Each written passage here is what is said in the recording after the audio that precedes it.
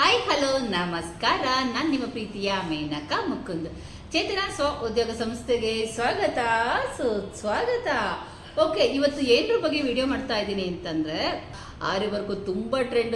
ಮದುವೆ ಹುಡುಗಿ ಎಲ್ಲ ಮದುವೆ ಹೋಗೋರಿಂದ ಹಿಡಿದು ವರ್ಕ್ ಮಾಡಿಸ್ಕೊಂಡೇ ಸ್ಯಾರಿ ಬ್ಲೌಸ್ ಹೊಲ್ಕೊಂಡು ಹಾಕ್ಕೊಂಡು ಹೋಗೋದು. ಹಾಗಾಗಿ ವರ್ಕ್ನ ಕಂಪಲ್ಸರಿ ಕಲೀರಿ.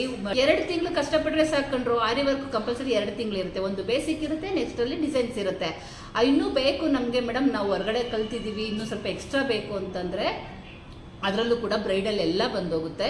ಇನ್ನು ಗ್ರಾಂಡ್ ಡಿಸೈನ್ಸ್ ಎಲ್ಲ ಬರುತ್ತೆ, ಪಿಕಾಕ್ ಡಿಸೈನ್ಸ್ ಎಲ್ಲ ಬರುತ್ತೆ. ಅದಕ್ಕೂ ಕೂಡ ನಮ್ಮದು ಕ್ಲಾಸಸ್ 3ನೇ ತಾರೀಕಿಂದ ಶುರುವಾಗಿದೆ.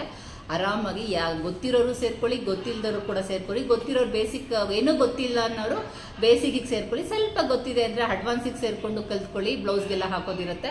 ಮೇಡಮ್ ನಾವು ಹಾಕ್ಕೊತಾ ಇದ್ದೀವಿ, ಸಿಂಪಲ್ ಇದೆ, ಆರಿ ವರ್ಕಲ್ಲಿ ಕಲ್ತಿದ್ದೀವಿ ಅಂತಂದರೆ ಬ್ರೈಡಲಿಗೆ ಸೇರ್ಕೊಳ್ಳಿ. ಬ್ರೈಡಲ್ ಡಿಸೈನ್ಸ್ ಎಲ್ಲ ಗ್ರಾಂಡ್ ಡಿಸೈನ್ಸ್ ಇರುತ್ತೆ, ಪಿಕಾಕ್ ಡಿಸೈನ್ಸ್ ಇರುತ್ತೆ, ಲೋಟಸ್ ಡಿಸೈನ್ಸ್ ಇರುತ್ತೆ. ನಿಮಗೊಂದಷ್ಟು ಡಿಸೈನ್ಸ್ ತೋರಿಸ್ತೀನಿ ನೋಡಿ. ಅಷ್ಟು ಡಿಸೈನ್ಸ್ಗಳು ಕೂಡ ನಿಮಗೆ ಬ್ರೈಡಲಲ್ಲಿ ಬಂದೋಗುತ್ತೆ.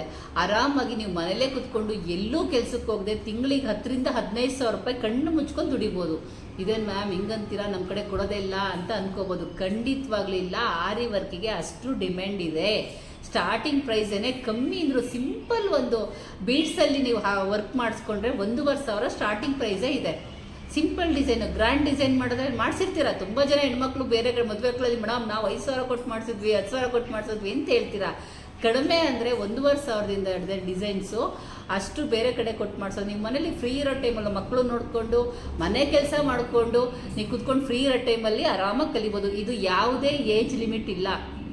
ಇವತ್ತಿನ ಒಬ್ಬರು ಫೋನ್ ಮಾಡಿದ್ರು, ಮ್ಯಾಮ್ ನನಗೆ ಏಜ್ 47 ಏನೋ ಇದೆ, ನಾನು ಕಲಿಬೋದಾ ಮೇಡಮ್? ಕೇಳೋಕ್ಕೆ ಒಂಥರ ಏನಿಲ್ಲ ರೀ, ಏಜ್ ಆಗೋದು ಎಲ್ಲಿಗೆ? ಬಾಡಿಗೆ ಕಲಿಬೇಕು ಅಂತ ಮನಸ್ಸಿಗಲ್ಲ ಮನಸ್ಸಿಗೆ ಯಾವತ್ತೂ ಏಜ್ ಆಗಲ್ಲ. ನಾವು ನೋಡಿ ಹೆಂಗೆ ಖುಷಿಯಾಗಿರ್ತೀವಿ. ಏಜ್ ಆಗಿದೆ ಅಂತ ಯಾಕ್ರಿ ಅನ್ಕೋಬೇಕು? ಅಂದ್ಕೊಂಡ್ರೆ ತಾನೇ ಬೇಜಾರಾಗೋದು. ಅಂದ್ಕೊಳ್ಳೇಬೇಡ್ರಿ.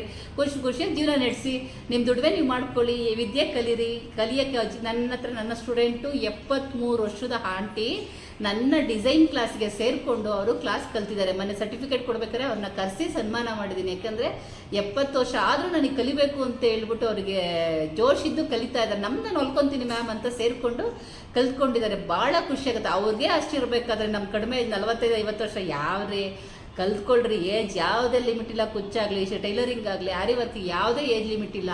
ಮಾಡಬೇಕು, ನಮ್ಮ ಮನಸ್ಸಿದ್ರೆ ಸಾಕು. ಆರಾಮಾಗಿ ನೀವು ಕಲ್ತ್ಕೊಂಡು ಕಲ್ತ್ಕೊಂಡು ನೀವು ದುಡಿಮೆ ಮಾಡ್ಕೋಬೋದು. ಬೇರೆಯವ್ರಿಗೂ ಮಾಡಿಕೊಟ್ಟು ದುಡಿಮೆನ ಸಂಪಾದನೆನ ಜಾಸ್ತಿ ಮಾಡ್ಕೋಬೋದು.